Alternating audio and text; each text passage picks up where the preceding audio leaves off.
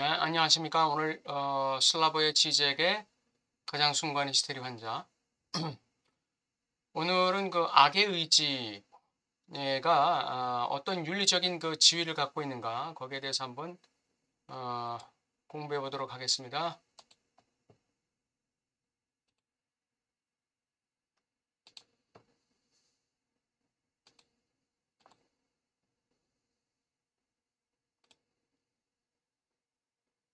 예, 급진적 악의 의지의 새로운 윤리적 지위에 대해서 한번 보겠습니다. 실천 이성의 영역에 대한 칸트의 혁명이 낳은 결과들 중에서 일반적으로 간과되는 하나는 칸트에게서 관념의 역사에서 처음으로 그 자체로의 악이 고유한 윤리적 지위를 획득했다는 것이다.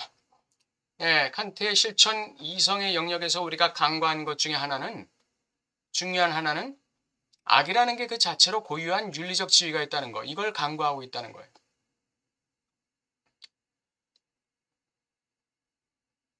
사람의 비시간적 성격 안에 기입된 태초의 악이란 생각과 함께 기독교적 용어로 말하면 죄성이라고 볼 수가 있겠죠. 정신분석에서는 이제 비시간적 성격 안에 기입된 태초의 악이라는 거, 악을 향한 의지가 있다는 것이죠. 이 태초의 악이라는 생각과 함께 악은 원리의 문제, 윤리의 문제, 악이라는 것은 하나의 좋고 나쁜 것의 문제가 아니라 하나의 인간 존재의 원리다 이거예요. 인간 존재의 원리. 그리고 인간 주체의 윤리의 문제, 윤리의 지위에 있다 이거죠. 이 태초의 악이라는 생각과 함께 이 악이라는 것은 악은 병리적 동기들, 쾌락을 추구하고 이익을 추구하고 유용성을 추구하면서 이러한 동기들만을 고려하는 단순한 기회주의적 행동이 더 이상 아니다. 나에게 이익되는 행동, 나에게 즐거움이 되는 행동만을 고려하는 단순한 기회주의적 행동이 아니라 그것은 정반대로 문제의 사람이 갖는 그의 태초의 비시간적 선택에 속하는 영원하고 자율적인 성격의 문제다. 지난 시간에 이걸 뭐라고 그랬죠? 이걸 뭐라고 그랬죠? 강제적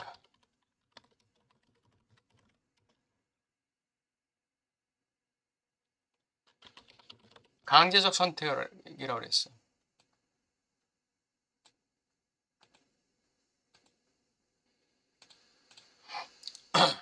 태초의 비시간적인 영원하고 자율적인 성격의 문제. 악에 대한 강제적 선택의 반복. 일반적으로 우리는 이걸 이제 그 반복 강박이라고 그러죠. 예.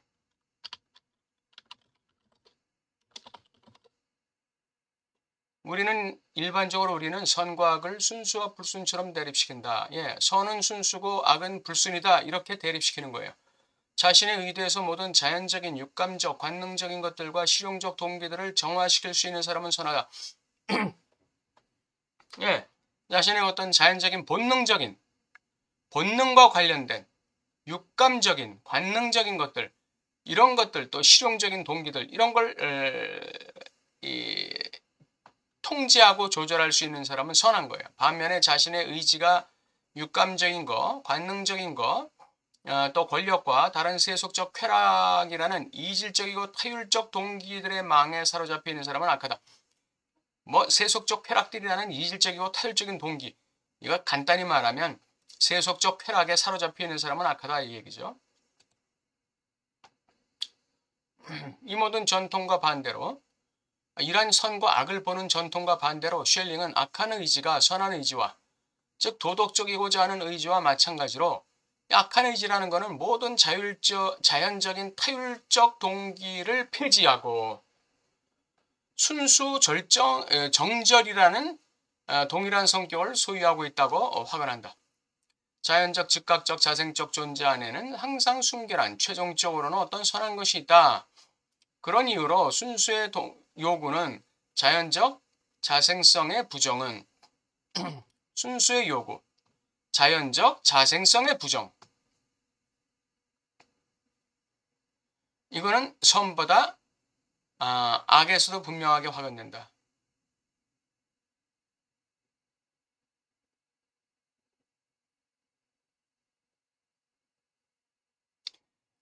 순수의 요구라는 게 자연적이고 즉각적이고 자생적 존재 안에서 나오는 어떤 그 요구란 말이죠. 그것에는 항상 순결하고 최종적으로 선한 어떤 것이 있다는 거예요. 그런 이유로 순수의 요구는 자연적 자생성의 부정은 선보다 악에서도 분명하게 확언된다. 여기서 자연적 자생성의 부정이라는 것이 이게 좀 맥락이 맞지가 않거든요.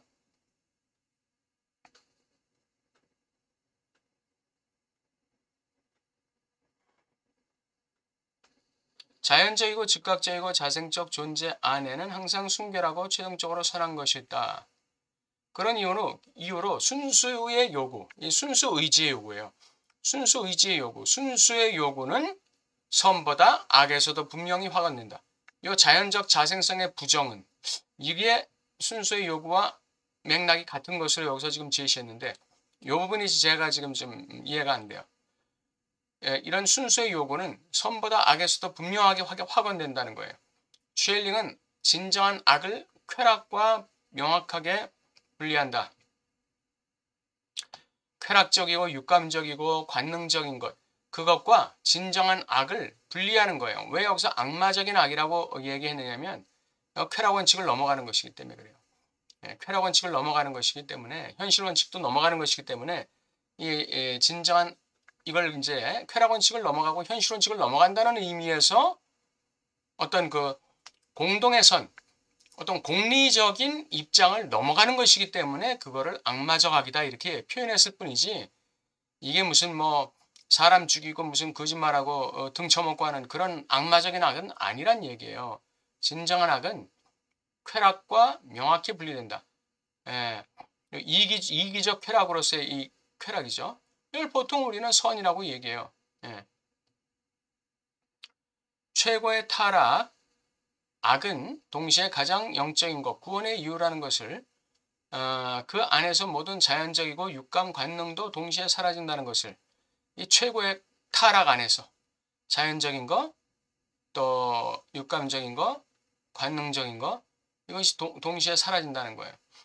그런 의미에서 이 자연적인 것의 부정, 자연적 자생성의 부정이라는 말을 이 자연적인 것의 부정이라고 볼 수도 있겠어요. 자연적인 것의 부정.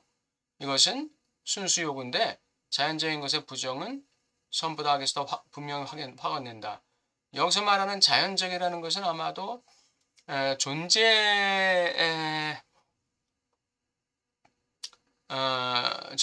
자연, 존재의 즉각, 존재의 자생 이걸 말하는 것 같고 여기서의 자연적 자생성이라는 것은 본능으로서의 자연적 본능, 자연적 본능으로서의 그 자생성을 얘기하는 거 아닌가 이렇게 생각돼요. 자연적인 본능으로서의 그 본능의 자생성에 대한 부정은 선보다 악에서도 분명하게 확언된다.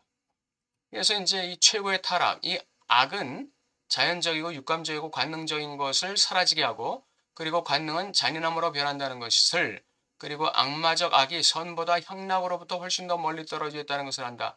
요건 이제 쉘링의 얘기예요. 쉘링의 말을 인용해서 가져온 건데 이 악마적 악이 뭐라고 그랬죠? 진정한 악이라고 그랬죠? 진정한 악이 선보다 향락으로부터 훨씬 더 멀리 떨어져 있다. 왜냐하면 고통이 수반되기 때문에 그래요. 악마적 악은 고통이 수반되는 향락이기 때문에 선보다 향락으로부터 훨씬 더 멀리 떨어져 있다. 그러니까 고통을 수반하는 향락과 단순한 즐거움으로서의 향락은 다른 것이죠. 단순한 즐거움으로서의 향락은 쾌락이고 고통을 수반하는 향락은 주의상스죠. 악마적 악은 주의상스에 훨씬 더 가깝다. 근데 악마적 악의 선보다 향락으로부터 훨씬 더 멀리 떨어져 있다. 여기서 말하는 향락이라는 것은 그 쾌락으로서의 향락을 얘기하겠죠. 그러니까 악마적 악은 주의상스에 가깝다는 것이죠. 쉘링은 이런 순수 의지의 만남이 갖는 무서운 성격에 대해 강조한다. 그것이 선하든 악하든 그것은 인간을 매혹시키고 거의 마법적 방식으로 인간을 끌어들인다. 이 순수 의지라는 것은 인간에게 불가항력적인 힘이에요. 마법적인 힘이에요. 그래서 그게 선한 것이든 악한 것이든 인간을 매혹시키고 거의 마법적 방식으로 인간을 끌어들여. 그러니까 이 순수 의지가 잘못된 기표를 만날 때 그것은 어마어마한 악을 향한 포로가 되겠죠.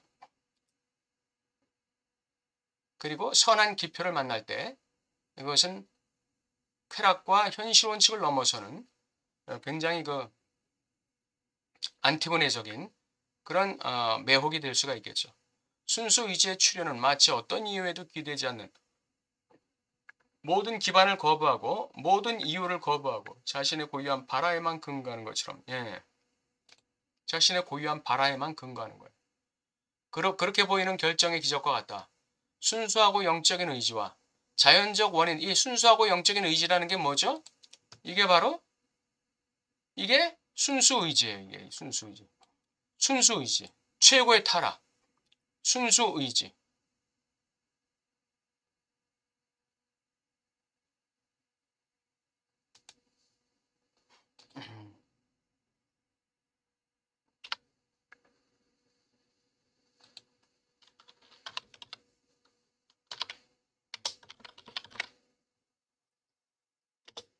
네, 순수 의지. 순수 의지가 바로 순수하고 영적인 의지다. 자연적 원인들의 연쇄에 의해 한정되는 이게 원인과 결과의 연쇄에 의존하는 이 뜻이죠. 그리고 그건 경험적인 것이에요. 이 경험적인 것에 빠진 불순한 의지는 그러니까 이 순수한 의지와 이 불순한 의지는 따라서 동일성의 원리와 이해의 원리의 차이에 따라 서로 대립된다. 자, 순수하고 영적인 의지, 요거는 동일성의 원리에 해당돼요.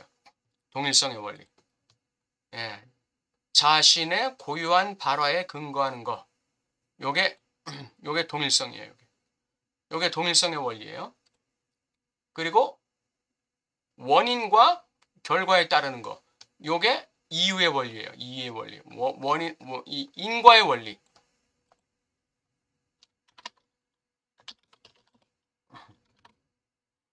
요게 인과의 원리예요. 이게.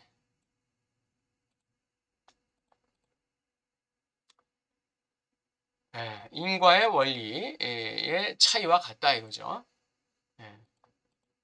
즉 불순하고 타율적인 의지는 충분한 이유, 원인의 원리에 따라 움직인다. 그렇죠. 그것의 활동은 항상 외적 동기, 대상의 동기가 있고 이익이란 동기가 있고 쾌락이란 동기가 있어요. 그런 외적 동기에 따라 촉발됩니다. 이런 식으로 우리는 그것을 원인과 결과의 연쇄 안에 사물들의 연결의 자연적 질서 안에 포함시킬 수 있다. 뭐를? 자연적 원인들의 연쇄에 의해 한정되는 경험적인 것에 빠지는 불순한 의지를 자연적 질서에 이러한 원인 결과의 연쇄에 포함시킬 수 있다는 거죠. 만약 우리가 그것의 원인을 통제한다면 우리는 그걸 지배할 수 있는 거예요. 우리가 그것의 원인을 통제하면 우리의 의지의 원인을 통제하면 우리의 의지의 결과도 통제할 수 있는 거예요. 그게 벤담의 계산이라고 지적은 얘기해요. 다른 말로 하면 공리주의죠. 순수하고 자유로운 의지는 반대로 그것의 활동의 원리에 관해 이해할 수 없는 것이다. 이건 원인 결과에 따르는 게 아니에요. 이해할 수 없는 거예요. 이거는 동일성의 원리에 의존하기 때문에 자기 자신으로부터 발언하는 고유한 발화에 근거하기 때문에 원인 결과, 외적 원인 결과가 없어요. 내적인 동일성, 내적인 발화된 기표에 의존하는 것이기 때문에. 그래서 이거의 출현은 악순환의 고유한 현기증을 유발하는 거예요. 나도 뭔지 모르는 거예요. 나도 이해할 수 없는 거예요. 나의 행동에. 마치 자유로운 의지의 행위 안에서 충분한 이유의 원리가 잠시 중단되고 보류된 것 같아요. 순수 의지의 자유로운 행위에 대해서 우리가 얻을 수 있는 유일한 대답은 근본적으로 나는 내가 그걸 원하기 때문에 원한다라는 동어 반복뿐이다. 순수 의지의 자유로운 행위. 이것의 원인은 다른 게 아니라 내가 원하기 때문이다. 나의 무의식이 원하기 때문이다. 이거죠. 나의 무의식이.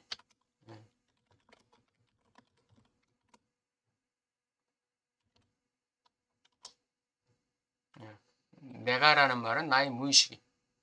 나도 모르는 나의 무의식이 원하기 때문이다. 이렇게밖에는 변명할 도리가 없는 거예요. 순수 의지의 자유로운 행위에 이 예기치 못한 믿어지지 않는 출현은 따라서 락강의 용어로 표현하자면 바로 S1의 출현이에요. 주인기표의 출현. 예. 주인기표는 내용이 있는 걸까요? 없는 걸까요? 이건 내용이 없는 거예요. 이 주인기표의 내용을 채워나가는 것, 내용을 창조해 나가는 게 이제 주체의 몫이죠. 예. 어쨌든 S1이 출현하는 거예요. 예. 순수 의지의 자유로운 행위에 이 예기치 못한 믿어지지 않는 출현. 예. S1이 출현할 때 이 순수 의지의 자유로운 행위가 출현하게 되는 거죠. 예. 순수 의지의 자유로운 행위가 인간들에게 행사하는 거의 마법적이고 최면적인 힘은 그러니까 이 S1이 잘못 들어갔다. S1이 잘못 생성됐다. 그러면 이 큰일 나는 거죠. 예, 이건 큰일 나는 거예요. 왜냐하면 마법적이고 최면적인 힘이 있기 때문에 이 S1의 매혹은 S2의 연수에서 나오는 다시 말해 원인 결과들에 대한 알매망을 부숴버리는 거예요. 그리고 자신의 고유한 권위에만 기반하는 것처럼 보이는 주인기표의 출현이에요. 자신의 고유한 권위에만 기반하는 것처럼 보이는 요게 바로 주인기표예요. 요게 주인기표의 역할이에요. 그러면서 S2의 모든 연쇄를 갖다가 다 깨 없애버리는 것이죠. 원인 결과들에 대한 망의 연쇄를 갖다 부숴버리는 거죠. 쉘링의 공로는 우리가 새로운 주인기표의 등장에 철저하게 우연적이고 정신외상적인 심층적인 다른 측면을 보게 한 것이다. 이게 쉘링의 공로예요. 이게 오늘의 주된 아주 키워드의 문장이에요. 쉘링의 공로는 뭐다? 우리가 새로운 주인기표의 등장이 철저하게 우연적이고 이 주인기표의 등장이 철저하게 정신외상적이고 이 주인기표의 등장이 철저하게 심층적이라는 다른 측면을 보게 한 것이다. 이것이 바로 악의 의지에 대한 쉘링의 공로다. 칸트가 얘기하는 그 실천 이성에서의 악의 의지에 대한 쉘링의 새로운 해석이다. 왜 우리는 여러 가지 원인과 이유 때문에 A를 선택해야 함에도 마땅함에도 불구하고 결과적으로 우리는 B를 선택할 수밖에 없는가? 일반적으로 쾌락의 원리의 지배에 뒤이어 나오는 것인 바로 A가 강요된다. 나한테 유익이 되고 나에게 쾌락이 되고 여러 가지 나에게 도움이 되기 때문에 그 원인 결과적으로 볼 때는 의식적으로 볼 때는 이 A가 강요돼요. 선택하도록 강요돼요. 그러나 내가 B를 선택했단 말이에요. 나도 모르게. 이것은 쾌락 원리 너머에 의해서만 유도될 수 있다. 이건 무의식적으로 강요된 선택입니다. 이게 바로 이게 S1의 강요예요. S1이라는 주인기표의 강요에 의해서 선택이 이루어질 때 쾌락 원리 너머에서 유도되는 거예요. 여기서 문제는 우리의 의지의 힘이 문제이다. A를 선택할 것인지 의지적으로 B를 선택할 것인지 그런데 자기 자신의 기반을 둔 순수한 자유로운 행위를 통해 충분한 이유들의 사슬을 끊는 이 힘의 능력이 문제다. 이것이 결국은 우리를 갖다가 노예화시킨다 이거죠. 우리를 지배한다 이거죠. 이게 의식에 강요된 선택을 선택할 것이냐 그 의지냐 무의식이 강요하는 선택을 의지할 것이냐 근데 후자가 훨씬 더 강력하다는 거 그것이 지적의 결론입니다. 오늘 급진적 악이라고 했는데 이 급진적 악이란 의미가 무슨 사람을 해치고 무슨 남의 그 돈을 뜯어먹고 하는 그런 그 악의 아주 이 극단으로 가는 그런 의미의 그 악이 아니라 도덕적 윤리적 개념으로서의 악이 아니에요.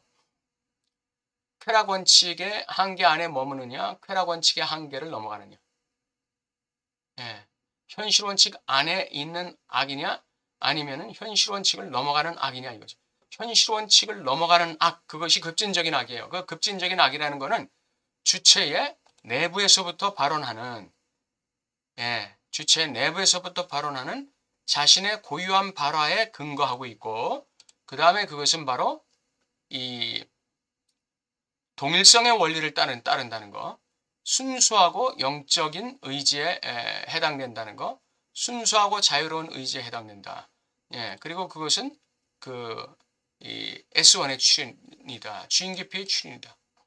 이 주체를 대표하는 모든 기표를 대신해서 주체를 대표하는 S1의 출현.